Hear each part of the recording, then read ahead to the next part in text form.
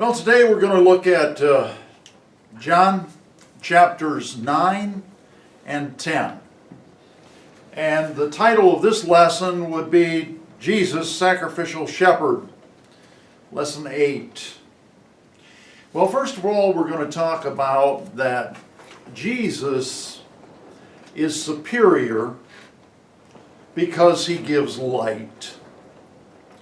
Jesus is superior because he gives light. This would be Roman numeral 1. And then capital letter A would be Jesus gave physical light.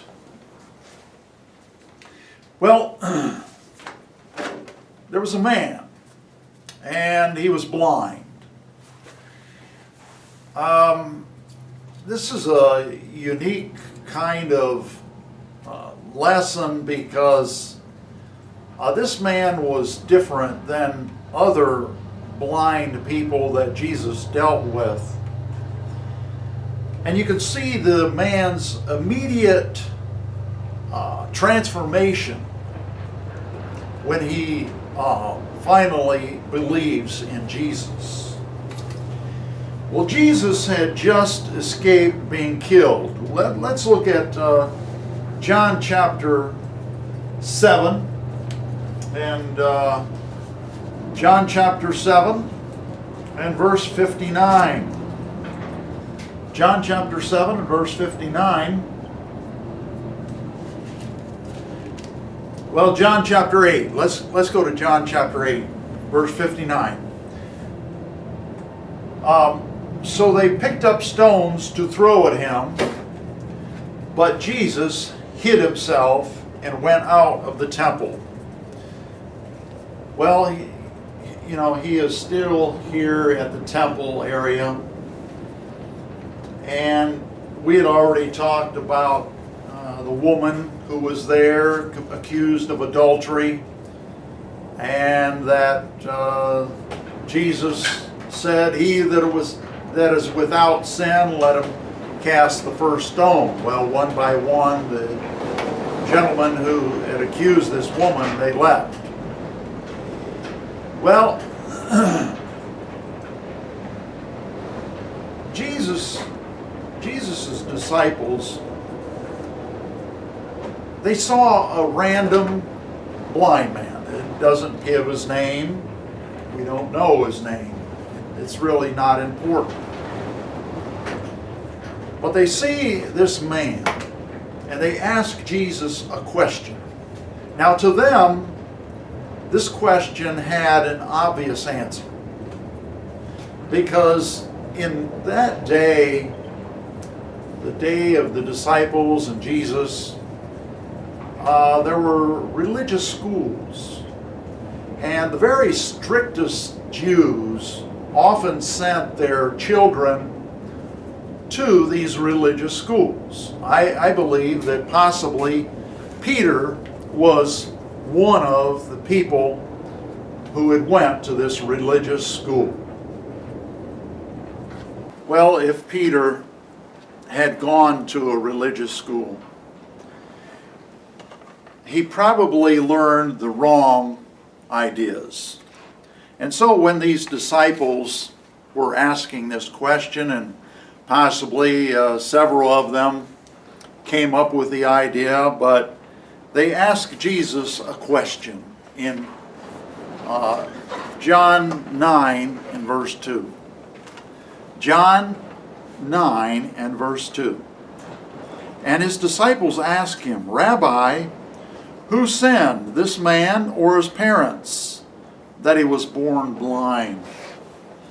Well, you see, one of the common misconceptions that was learned at religious schools and in the schools that the Jews would teach their children, one of the common misconceptions was that if someone had something bad happen to them, such as a disability, in this case, a man born blind, that it was caused by sin, either from the man's parents or from the man himself. Well, see, this is the problem even today. That people think that if there's a problem that it was caused by someone sinning. Well, it was common for Jewish people to believe that a physical defect was due to sin. Sickness, disease, famine, tornadoes, car wrecks, etc. Are these due to sin? Are they due to specific sins that a person commits?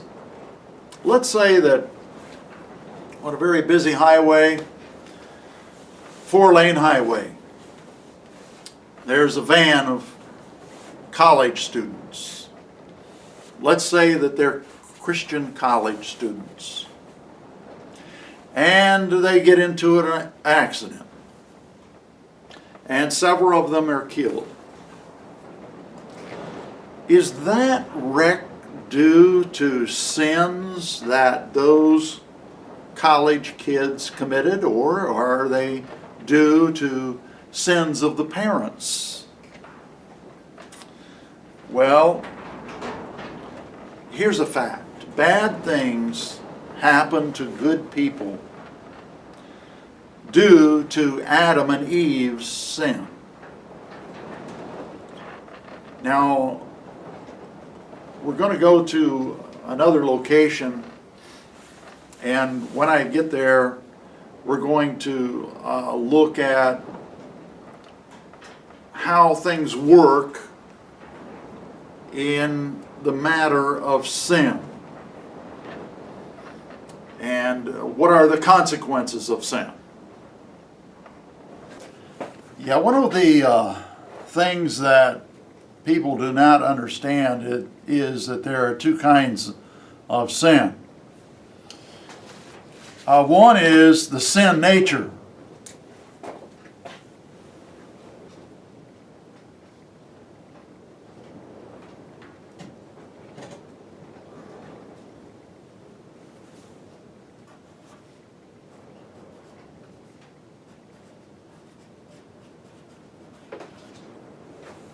All right, so we'll write that up there. What is this sin nature that I'm talking about? Well, it's due, sin is coming from the result of Adam and Eve's sin. If you go back to the Garden of Eden, Adam and Eve were created perfectly. God looked and he said, "Oh, it's good. All is good." Well, God gave them options. You can either sin or you can live eternally in this good world. And God looked and he said, it's good. The animals were good. The earth was good. Adam and Eve were good. Because they did not have this. They did not have the sin nature. Now, what is the sin nature? Well, Adam and Eve sinned, and they were not supposed to. This is what Romans 5:12 says. Therefore, just as sin came into the world through one man, and death through sin, and so death spread to all men because all sinned. Well, does that mean that we are guilty of sin because that there is some sin in our past that God remembers? Well, we are guilty of sin whether we sin and break His commandments or not. Because according to this verse, I'll read it again. And if you have a Bible, it might be a good idea to turn to Romans 5:12. I believe I will turn there. Because Romans is a book that has a lot of information about doctrine. And it has a lot of information about what you believe. That's what doctrine is. And if you're a believer in Christ, you know Christ as your Savior, then this verse is a very important verse for you. Therefore, just as sin came into the world through one man. Well, let's stop there. Sin came into the world through one man. Who was that man? Well, Adam.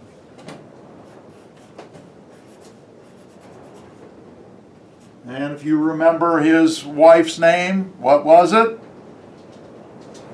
That's right, Eve.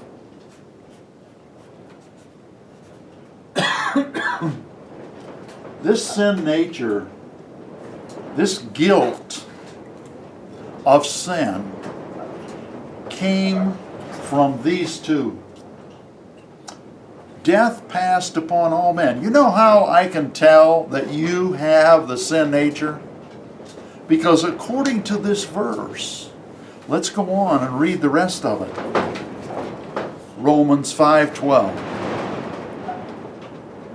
Therefore, just as sin came into the world through one man, and death through sin, and so death spread to all men because all sinned. How can I know that you have this sin nature, this tendency to sin?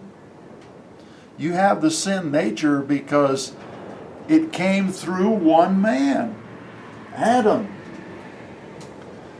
Why doesn't it say it came through Adam and Eve? No, it says it came through one man. It wasn't Jesus. The one man wasn't Jesus. He didn't bring sin into the world. Sin was brought into the world through Adam. Eve was guilty also because she took of the fruit also. And so death spread to all men. How do I know you have the sin nature? Because you're going to die someday. Well, this blind man, he was just an innocent man. He didn't do anything wrong. There was no sin that anybody could point a finger at him and say, yes, he did this certain sin. You know, they never named the sin. Well, this blind man probably was blind because of the curse of sin. Not because some sin this man or his parents committed. That's what's implied in this whole story. Because the disciples asked Jesus, who sinned, this man or his parents? Well, let's see what Jesus' answer is. So we got to go back to John. John chapter 9. Jesus answered. Now here's Jesus' answer. It was not that this man sinned, or his parents, but that the works of God might be displayed in him. God knew from the beginning of time. God knew before the beginning of the world, before the creation of the world, what this man would do. And God also knew what Jesus would do about this blind man. And God wanted to be glorified. That's why God allowed this man to be born blind. But Jesus says it was not that this man sinned. You see, you know why he was blind? Because of the sin nature. The world was condemned. Each person was condemned. When I say the world, every person in the world who would ever be born. You see, these two people, there are great, how many greats there are, I don't know. but they are our parents. We came from them. You see, this idea that we all evolved from amoebas and single-celled animals, sorry, that didn't happen. No, we were created by God. God created Adam and Eve at the beginning in the Garden of Eden. They had a choice whether they wanted to sin or not. Now, some people say, well, how do I get the blame for Adam's sin? Well, I'm telling you that if you were there in the Garden of Eden, you would have done the same thing. Or you would have committed some other sin. God really gave them only one rule. Don't touch the tree that I told you of. Well, if you see something bad happen to someone, don't jump to conclusions and say, well, this bad thing happened to them because they sinned a certain sin. You don't know that. You're not God. You can't tell why they had a certain bad thing happen to them. It's not your job to do that. That is God's job. In Genesis 3:17, it says this, "Cursed is the ground because of you. In pain you shall eat of it all the days of your life." Way back in Genesis chapter 3, this is the verse, and this also is the chapter that talks about sin. Genesis chapter 3. And it says that even the ground was cursed. Read it again. Cursed is the ground. Well, what surrounds the ground? Well, the air. You see, that was cursed also. If you can hear in the background, there's high winds today. Where does bad weather come from? Where do volcanoes come from? Where do floods come from? They all come because the ground is cursed. Where do hurricanes come from? They come from the ground being cursed. God said that the earth was cursed.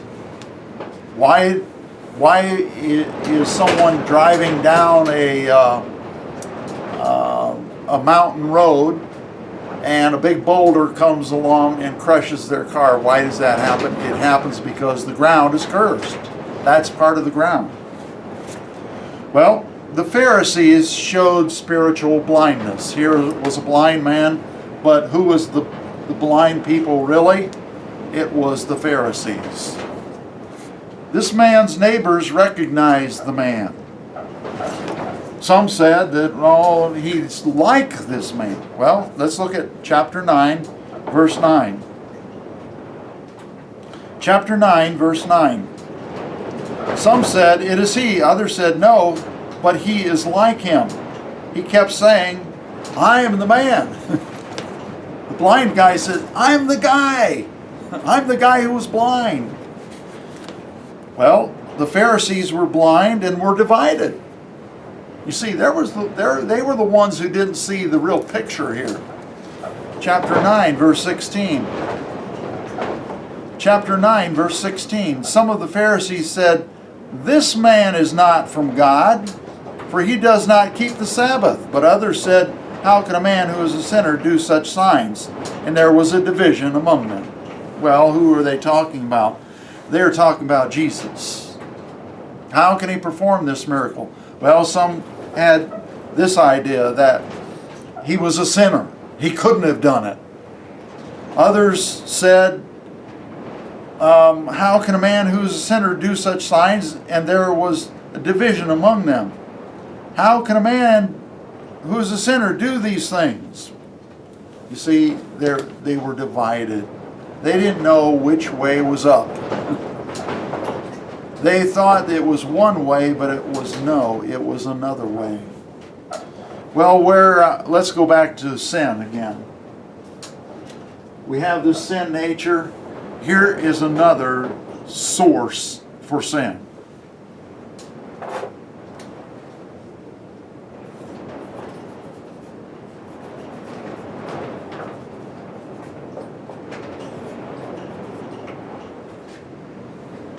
This is it right here, committing sin. So we'll put a circle there and a circle up here. You have the sin nature, but then another thing that you can do is you can commit sin. So did this man suffer because he committed sin? No. No one suffers because they commit sin. It is because the earth was cursed and Adam and Eve were cursed. God said, dying you shall die to them. Genesis chapter 3. Well, they asked the man some questions, these Pharisees. What does this man say about Jesus? In chapter 9 of John, verse 17, so they said again to the blind man, what do you say about him since he has opened your eyes? He said, he is a prophet. So here's the blind man. He is more wise than all of the Pharisees.